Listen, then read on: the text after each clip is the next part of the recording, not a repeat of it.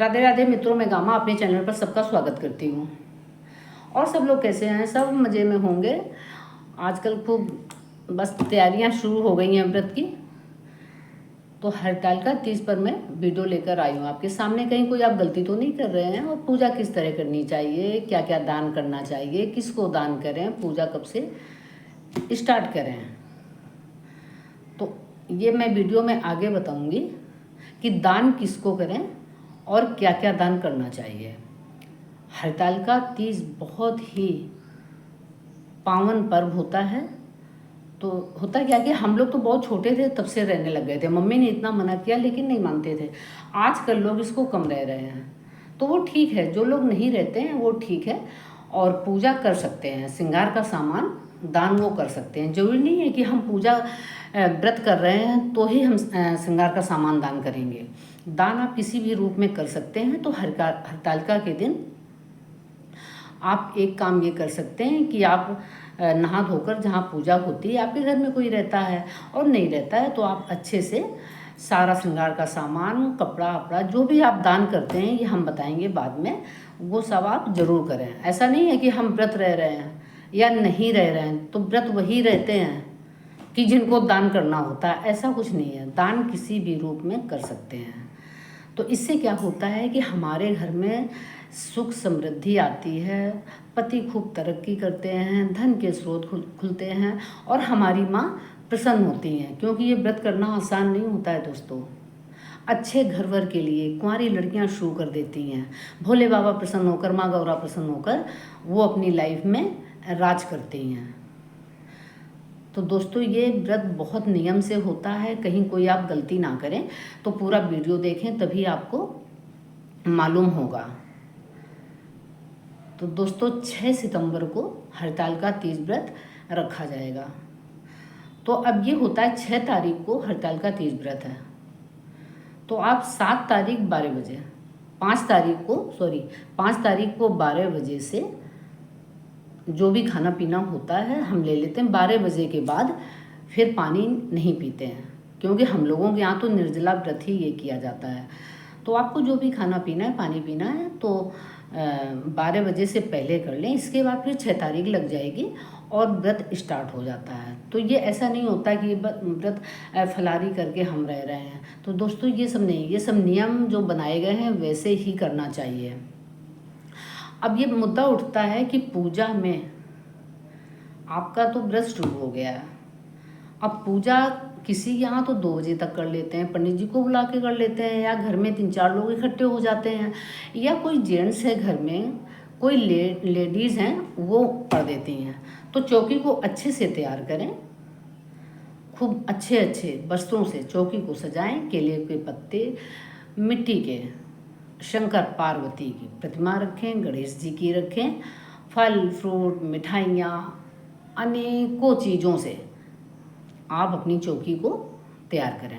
अब ये बात बहुत पूछते हैं लोग कि श्रृंगार करके कथा सुनते हैं रात वाली जो पूजा होती है या बिना श्रृंगार के।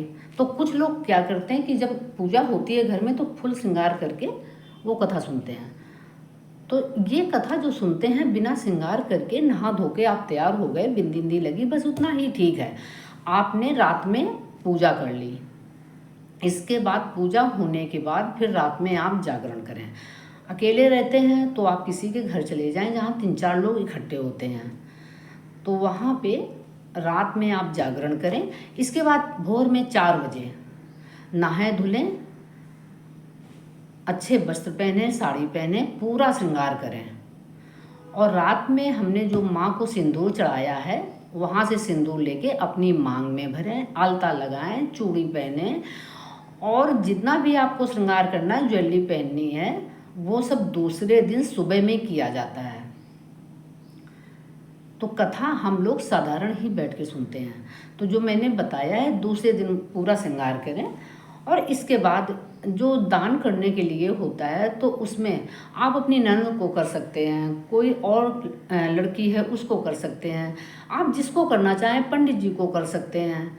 तो जिसको आप शुरू से देते आ रहे हैं उनको दे दें। पंडित जी को दे दिया चलो कोई बात नहीं है, लेकिन अगर आपकी ननद है तो मेरे यहाँ पे ननद को सारा श्रृंगार सामान का जो भी होता है श्रृंगार का सामान, तो इसमें एक चीज़ बहुत ज़रूरी होती है, चांदी का बिछिया ज़रूर रखें, बिछिया और पायल। चांदी का बिछिया और पायल, श्रृंगार का पूरा सामान, सूट साड़ी, आप जो भी कर सकते हो, जो भी हैसियत है आपकी, आप उसमें पैसे रख के आप अपनी ननद को उपहार स्वरूप भेंट करें। अगर वो दूर रहते हैं, बाहर रहते हैं, तो उनके नाम का निकाल के रख दें, और लोग आते जाते रहते हैं तब उनको दे दें। इसके बाद मंदिर जाएं। फिर हम क्या करते हैं कि घर में जब हम अपना व्रत तोड़ते हैं तो सबसे पहले शरबत पीते हैं। शरबत पीते हैं, जो हम पकवान चढ़ाते हैं माँ को, उससे थोड़ा सा पकवान लेकर के, जो सोने चांदी के आभूषण बनते हैं ना, आटे के, बेसन के, वो सब घर में बनाए जाते हैं, तो उससे अपना व्रत तोड़ें। सबसे पहले शरबत पिए, जो सोने चांदी हमने गहने माँ को अर्पण किए थे वो खा के आप अपना व्रत तोड़ दें। फिर इसके बाद हम चाय वाय पी सकते हैं।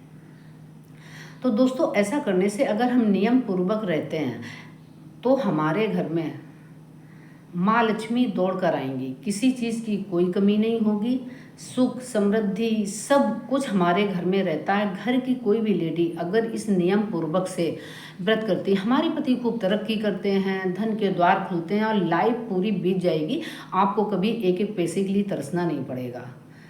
तो आप ये व्रत जरूर करें और जैसा हम बता रहे हैं वो नियम पूर्वक करें।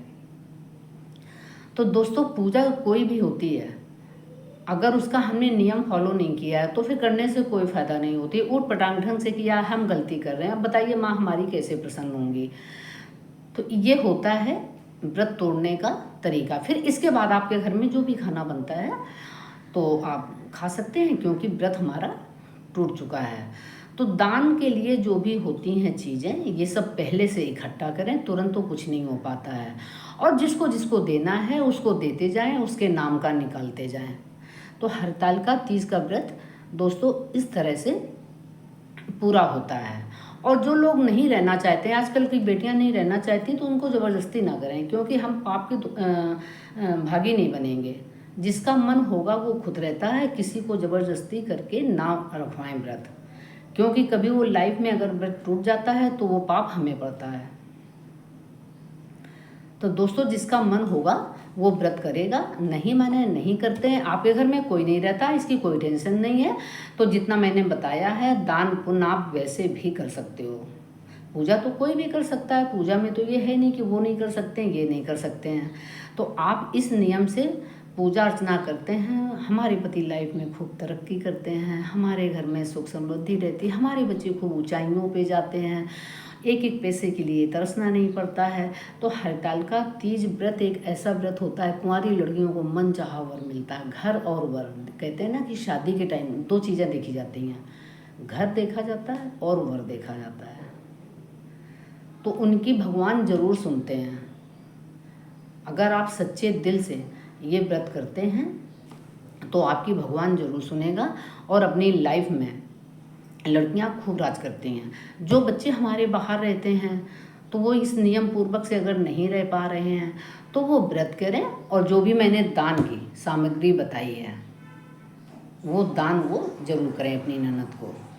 जब घर आए, वो आपके यहाँ आई हैं, तब उनको दे दें, क्योंकि बाहर इतना नहीं हो पाता कि हम मंदिर जा रहे हैं, लोगों को इकट्ठा कर रहे हैं, तो ये सब वहीं हो पाता जहाँ हम लोग शुरू से रहते हैं। तो व्रत करने में कोई बुराई नहीं है, व्रत आप कर सकते हो कहीं भी घर से बाहर रहते हो। अब दान पुण्य जो भी होता है वो सब हो जाता है। आप उनको पैसे भिजवा सकते हो, जितना हम सामान लाएंगे आप उनको कैश दे दीजिए कि आप अपने मनपसंद का सामान ले लीजिए। और व्रत नहीं करते हैं तब भी आप दान पुण्य कर सकते हैं। तो ये सब चीज़ें मुझे आपको बतानी थी कि ये सब कैसे करें, क्या करें। तो दोस्तों, ये होता है कि चांदी की पायल जो दी जाती है वो बहुत ही हमारे लिए फलदायी होता है। बिछिया, हम जितना भी श्रृंगार का सामान ज़्यादा से ज़्यादा दान करते हैं, हमारा श्रृंगार उतना ही अटल सुहाग हमारा रहता है। सभी चाहते हैं ना कि हम सुहागन रहें, हमारे पति स्वस्थ रहें, लाइफ में तरक्की करें, हमें कभी कोई ऐसा दिन ना देखना पड़े।